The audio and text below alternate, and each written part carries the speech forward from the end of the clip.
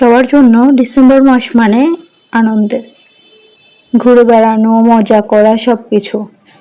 কিন্তু আমরা যারা গৃহিণী আছি, মানে মারা, বউরা, ঘরে যারা আমরা রান্নাবান্নার কাজ করি আর কি, তাদের জন্য কিন্তু কোনো ডিসেম্বর মাস নেই। তাদের অল টাইম ডিউটি করেই যেতে হবে সারা জীবন।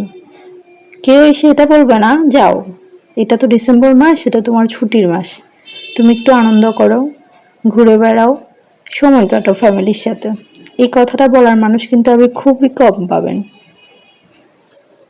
এই ডিসেম্বর মাসটা সবার জন্য আনন্দকর নয়।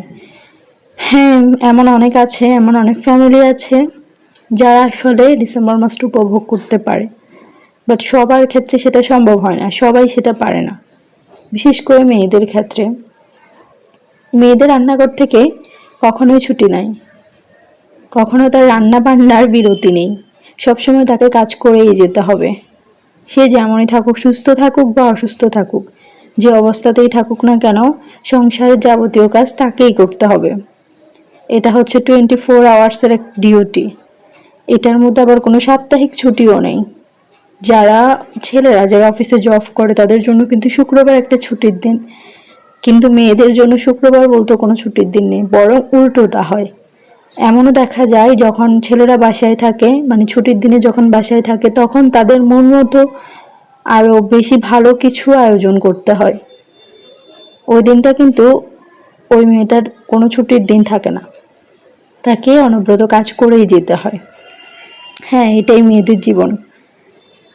তবে হ্যাঁ, সবার ক্ষেত্রে একই রকম না, সব মেয়েদের লাইফও একই রকমভাবে চলে না, তবে বেশিরভাগ ক্ষেত্রেই হচ্ছে এমনটাই ঘটে। যাই হোক, অনেক কিছু বলে ফেললাম। কথা বলতে বলতে প্রায় আমার রান্নাও শেষের দিকে। আমি লাউ রান্না করেছিলাম মাছের মাথা দিয়ে, আর হচ্ছে তেলাপিয়া মাছ আমাদের বাসায় খুব বেশি আনা হয় না, কিন্তু আমার কাছে খেতে খুবই ভালো লাগে।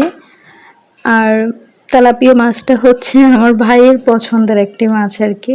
ও সব সময় তেলাপিয়া মাছ দিয়েই ভাত খাবে, মানে অন্য সব কিছু বাদ দিয়ে তেলাপিয়া মাছটাই হচ্ছে ওর পছন্দের লিস্টে সবার আগে।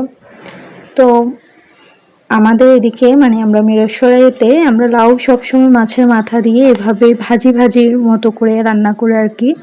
আর কখনো কখনো চিংড়ি মাছ দিয়েও এভাবে ভাজি করা হয়, যেখানে হচ্ছে কোনো শুকনো মরিচ ইউজ করা হয় না, সম্পূর্ণ কাঁচা মরিচ দিয়েই রান্নাটা করা হয়।